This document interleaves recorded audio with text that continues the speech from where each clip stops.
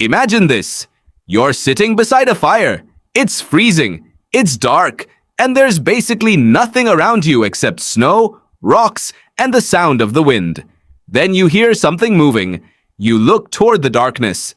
Two eyes are staring back at you. A wolf. Your hand reaches for your spear, but the wolf doesn't attack, and it doesn't run away either. It just sits there, watching. Now, you might think you know what happened next. Maybe some brave human found a wolf pup, raised it, fed it, and slowly turned it into the first dog. Sounds believable, right? Except, that's probably not how it happened at all. In fact, the real story is much stranger. Because humans may not have actually domesticated wolves. The wolves may have domesticated themselves. And it all started with something incredibly simple. Human leftovers. First, there's something important we need to clear up. A dog isn't an animal that humans simply found and decided to keep. Biologically, dogs are a subspecies of the gray wolf, so every dog you've ever seen, from a giant mastiff to a tiny chihuahua, is ultimately connected to an ancient wolf population. But here's the crazy part. We don't know exactly when that relationship began. Scientists have proposed dates ranging from roughly 15,000 to 40,000 years ago. That's an enormous window. And the reason is pretty simple. Ancient wolf and early dog bones can look incredibly similar, making it difficult to figure out exactly when a wolf became something we could call a dog. But we do know something important. Dogs appeared before agriculture, before farms, before cities, before most of the animals we think of as domesticated, and that completely changes the story. Because these weren't farmers sitting beside a village with a bunch of friendly wolves, these were hunter-gatherers moving across the Ice Age landscape. So why would a wild wolf come anywhere near them? Think about what happens when humans hunt an animal. They eat the meat. They use whatever they can. And eventually, there are leftovers. Bones, scraps, bits of tissue, things humans don't care about anymore. But to a hungry wolf, that's dinner. So imagine a wolf watching a human camp from a distance. The humans are dangerous. Getting too close could mean death. But staying far away means searching for food in a freezing wilderness. Then there's another option. Get just a little closer. Take the scraps. Run away. Come back tomorrow. And here's where evolution starts doing something incredible. Not every wolf would have been willing to do this. The aggressive, highly fearful wolves probably stayed away. But some wolves were naturally a little calmer. They could tolerate being closer to humans. And because they had access to an easy source of food, they had a better chance of surviving. Those wolves had more pups, and some of those pups inherited the same tendency to be less afraid of humans. Then those wolves did it again, and again, and again, for generation after generation. Nobody was standing there saying, "All right, boys, today we're going to breed the friendliest wolf." There was no plan, no leash, no dog trainer, just evolution quietly rewarding the wolves that could tolerate humans. And eventually, something started changing. There's a fascinating experiment from the 1950s that helps explain what may have happened. A Soviet geneticist named Dmitry Belyaev started breeding silver foxes. His rule was ridiculously simple. Find the foxes that were least afraid of humans and breed those foxes. That's it. He wasn't specifically selecting for floppy ears, or curly tails, or unusual fur. Just friendliness. But after several generations, something bizarre happened. The foxes didn't just become friendlier. Their bodies started changing too. Some developed floppy ears, some developed curled tails, some developed patches of white fur. Their faces became more puppy-like. And this was extremely important. Because Belyaev wasn't selecting those physical traits, he was selecting behavior. Yet the physical changes came along with it. So scientists began to realize something fascinating. Changing an animal's behavior can change much more than its behavior. This may explain something you've probably never thought about. Why does your dog look so different? Why does a wolf look like a serious, perfectly engineered predator, while dogs can have floppy ears, round faces, curly tails, short noses, and giant puppy eyes? One possible explanation involves something called the neural crest. These are cells involved in the development of things like the skull, pigmentation, cartilage, and parts of the stress response system. So when humans, or evolution, select for a calmer animal, you're potentially affecting several physical characteristics at the same time. In other words, the cute features of dogs may be connected to the same biological changes that made them less afraid of us. And that brings us to something even crazier.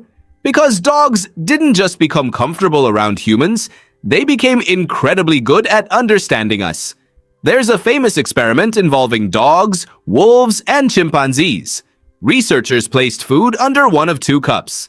Then they simply pointed toward the cup containing the food. Sounds easy, but here's the interesting part. Chimpanzees, our closest living relatives, weren't particularly good at following the human gesture. Wolves weren't great at it either. But dogs? Even young puppies could understand what the human was trying to communicate. Think about how strange that is. A dog can look at you, watch where you're pointing, and basically think, "Oh, that's where you want me to look." That's a very unusual ability. And it suggests that dogs didn't just become less afraid of humans, they evolved to pay attention to us. Now we get to one of my favorite parts of the story, the puppy eyes. You know exactly what I'm talking about. Your dog looks at you with those huge, sad eyes. And suddenly, you're questioning every decision you've ever made. Fine, you can have another treat. Well, that expression may not be completely accidental. Researchers studying dog facial expressions found that dogs have a small facial muscle that wolves largely lack. It allows dogs to raise their inner eyebrows. Basically, the puppy dog face. And research has suggested that dogs who use this expression more were adopted from shelters more quickly. So somewhere along the way, dogs may have discovered something very useful. Humans are suckers for cute faces. There's another difference between wolves and dogs. Eye contact. For wolves, prolonged eye contact can be threatening. For dogs, it's often completely different. Dogs actively look at humans. They watch our faces. They wait for our reactions. And something even more interesting happens when dogs and humans stare into each other's eyes. Both can experience an increase in oxytocin. That's a hormone heavily involved in bonding. The same general bonding system involved in the relationship between parents and their babies. So think about how bizarre this relationship really is. A species that once saw us as a dangerous predator eventually evolved to look directly into our eyes and feel closer to us because of it. By around 10,000 years ago, dogs were already deeply connected to human communities. Archaeologists have discovered ancient burials where humans were buried alongside dogs. One famous example is the Bonn-Oberkassel burial in Germany. The dog wasn't simply thrown away. It was buried alongside humans. That tells us something. At some point, dogs stopped being useful animals that happened to hang around humans. They became something more.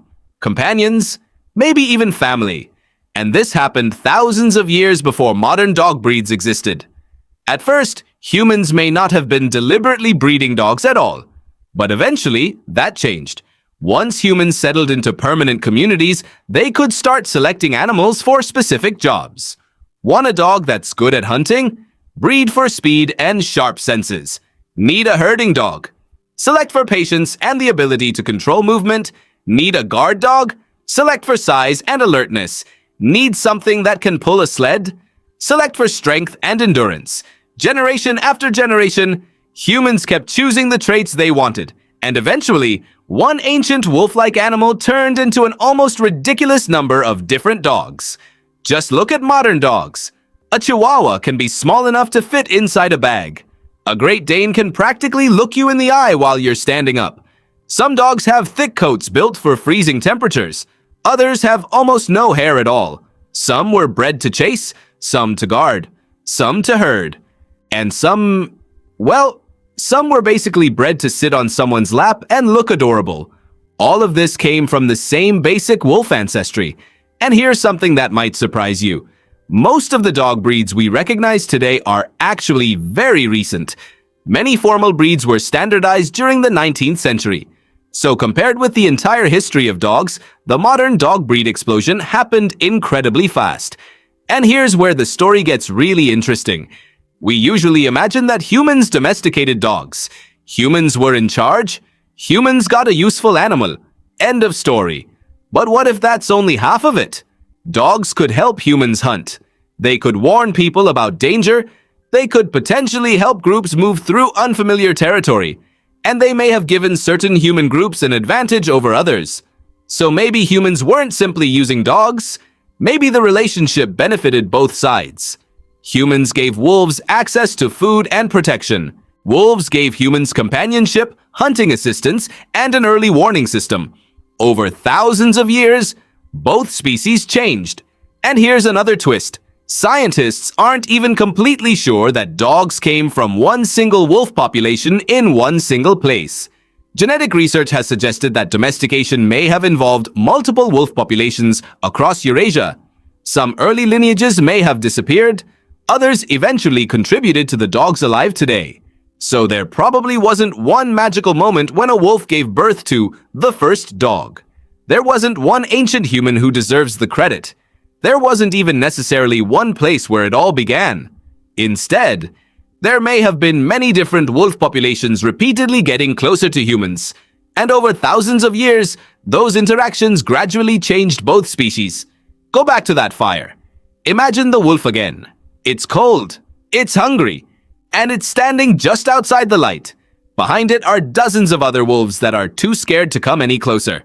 But this one takes a step, then another. It grabs a scrap of food and runs. The next night, it comes back. Maybe its pups come too. Eventually, the distance between wolf and human becomes smaller, then smaller, and smaller. Nobody understands what's happening. Nobody knows they're witnessing the beginning of one of the most important relationships in human history. It's just a hungry wolf, making a risky decision, again and again and again. Until thousands of years later, that decision has produced something almost unbelievable. A creature that sleeps in our homes, understands our voices, follows our gestures, looks into our eyes, and somehow feels like family. So the next time your dog is lying beside you, remember what you're actually looking at. Not simply a pet, not just a domesticated wolf. You're looking at the result of thousands of years of evolution. Thousands of years of trust, and one of the strangest partnerships the natural world has ever produced. Humans didn't simply create dogs. In a way, we created each other.